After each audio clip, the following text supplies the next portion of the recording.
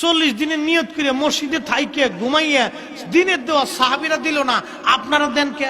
মনোযোগ দিয়ে আপনাদেরকে একটা কথা বলি, যে রসুলের জামানাতে এই তবলিগ জামাতে এই পদ্ধতিতে 40 দিনের নিয়ত করে গাছট করে 3 দিনের নিয়ত করিয়া মসজিদে থাইকে ঘুমাইয়া দিনের দাওয়াত দিয়া এত নেকি তো জীবনে কোন সাহাবী দিল না কে? আপনি জবাব দিবেন আমারে। আর সাহাবীরা না করলে যদি না করা যায়, তাহলে যেই কাজ সাহাবীরা করলো না সেই কাজ আপনারা মসজিদে ঘুরে ঘুরে করেন কে?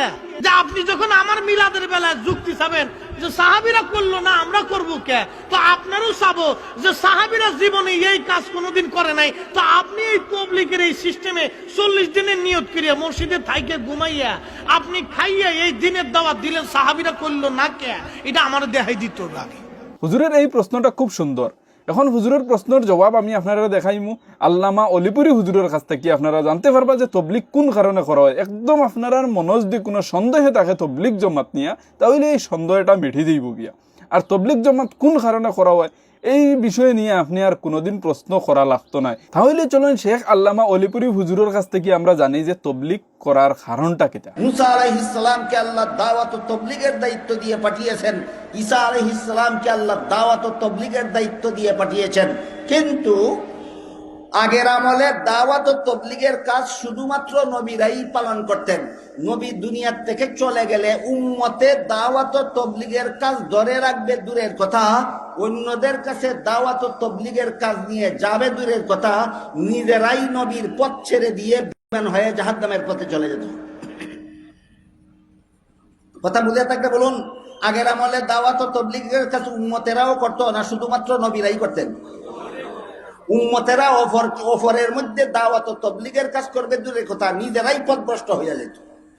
এই কারণে সমস্ত উম্মত যখন পথভ্রষ্ট হয়ে যেত, তখন আল্লাহ আবার নতুন নবী পাঠাইতেন। আবার যখন উম্মত পথভ্রষ্ট হয়ে যেত, আবার আল্লাহ নতুন নবী পাঠাইতেন। আবার যখন উম্মত পথভ্রষ্ট হয়ে যেত, তখন আল্লাহ আবার নতুন নবী পাঠাইতেন। এবার বলুন, আগের কথা মনে থাকলে, খতমে নবুয়তের মর্ম মনে থাকলে, মুহাম্মদুর রাসূলুল্লাহর উম্মত যদি সারা দুনিয়ার সমস্ত উম্মত যদি হইয়া যায়, তাহলে আরো নতুন নবী পাঠানোর ব্যবস্থা আছে।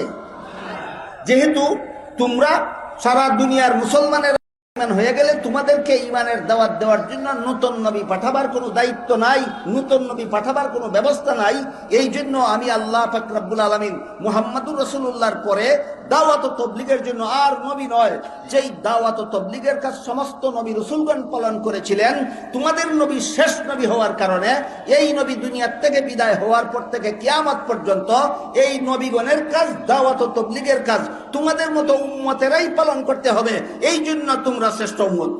আপনারা বুঝতে পারছেন যে তাবলিগের খাসটা কোন কারণে করা হয়। কিছু মানুষের প্রশ্ন হইয়া দেখলো যে তাবলিগের খাস করতে তাহলে অন্য ধর্মাবলম্বী মানুষের কাছে করো। ভাই অকল হুজুরের মাত থেকে আপনারা একটা কথা স্পষ্ট শুনি লইছেন যে আগর নবী হল যারা আসলে তারার উম্মত হলে যে সময় নবী হল দুনিয়া থেকে যাইতা গিয়া, তখন কিতা হইতো তারা নিজে পথভ্রষ্ট হয়ে যাইতা। তাহলে এই কথার থেকে বোঝা যায় আজকে যদি আমরার মাঝে এই তবলিগ না থাকে, একজনে আর একজনের কাছে কোনো দিনের দাওয়াত দেওয়া না থাকে, দিনের কথা আলোচনা করা না হয়, তাহলে আমরাও এক সময়কে পথভ্রষ্ট ওই যে মইকান হুজুরের মাত থেকে আপনারা নিশ্চয়ই বুঝে লিয়েছেন। কারণ আগে ইলা ঘটনা উইয়া গেছে। কিন্তু আগে হইছে কিতা যে সময় দেখা গেছে সব মানুষ পথভ্রষ্ট হয়ে গেছে, তখন আবার নতুন নবী হল আল্লাহ ফাটাইছেন। কিন্তু আমরার মাঝে আর নতুন নবী আওয়ার কোনো লাইন নাই, কারণ নবী হলর দরজা বন্ধ হয়ে গেছে গিয়া। হুজুরের যে প্রশ্ন আসলো, হুজুরের প্রশ্নের আনসার আপনারা নিশ্চয় পাইলিছেন যে তবলিগ করার মূল কারণ হইয়া থাকলো যে যারা দিন পথভ্রষ্ট হয়ে যার গিয়া, যদি কোনো মানুষ খারাপ পথ যায় গিয়া, কোনো মানুষের দিনের দাওয়াত যেগুন ইসলামিক লাইনে ফরজ আছে তার উপরে শিকা, এই জিনিসগুন শিখতে পারছে না বা শিকির না, জানের না বা ভুলে গেছে, শিকিছে না, শিকিসলো ভুলে গেছে, ও জিনিসগুন তারে আবার শিকাইয়ে দেওয়া হয়। এখন ইনো হুজুরের একটা জিনিস আমি কইতাম চাইয়ার যে কোনো জিনিস যদি আপনি করতে চান, কোনো একটা কাম করতে চান, তাহলে এইগুলো একটা সিস্টেমেটিকলি করতে লাগবো। এখন আপনি যদি একদম ঘর থেকে বাড়াইয়ে যান, কয়দিন লাগি বাড়াইছেন, কিলা বাড়াইছেন, খানো যাইতা, কোনো যদি একটা সিস্টেম থাকে না, তাহলে আপনি কোনো কাম করিয়া সাকসেস হইতে পারত না। যার কারণে এসে এই 40 দিন 3 দিন 3 চিল্লা এইরকম ভাবে একটা টাইম করিয়া বারণী হয়, যাতে আমি ও টাইম পর্যন্ত রইলাম বা আমার সারা বছর কাম কাজ করিয়া ও সময়গুলো আমি বার করলাম, ও দিনগুলো লাগিয়ে আমি যাইতাম। এর লাগি একটা সিস্টেম বার করা হয়েছে যে 40 দিন 30 দিন 32 দিন যে যতদিনগুলো লাগে একটা সিস্টেম হিসাবে ও সিস্টেমেটিকলি করতে লাগে। নিশ্চয়ই আপনারা এই ভিডিওটা বুঝতে পারছেন যে তবলিগ কোন কারণে করা হয়। আমরা নিশ্চয়ই এই জিনিস থেকে ফায়দা পাইয়ার, আমরা এই তবলিগ জমাত করার কারণে আমরা ফায়দা হওয়ার। বহুত মানুষ আছেন, বহুত মাসলা, বহুত ফরজ জিনিস আছে এটা ভুলি গেছে, জানেন না। এই তবলিগও যাওয়ার কারণে এই জিনিসগুলো আবার শিকাও হয়। ভাই সকল, আজকের ভিডিওটা আপনারা বেশ বেশ করে শেয়ার মারবা, আর যদি এখন পর্যন্ত লাইক করছেন না লাইক করে দিবে, আর আজকের ভিডিওটা আপনার কাছে কিলা লাগছে কমেন্টও জানাইতে ভুলবেন না। আসসালামু আলাইকুম।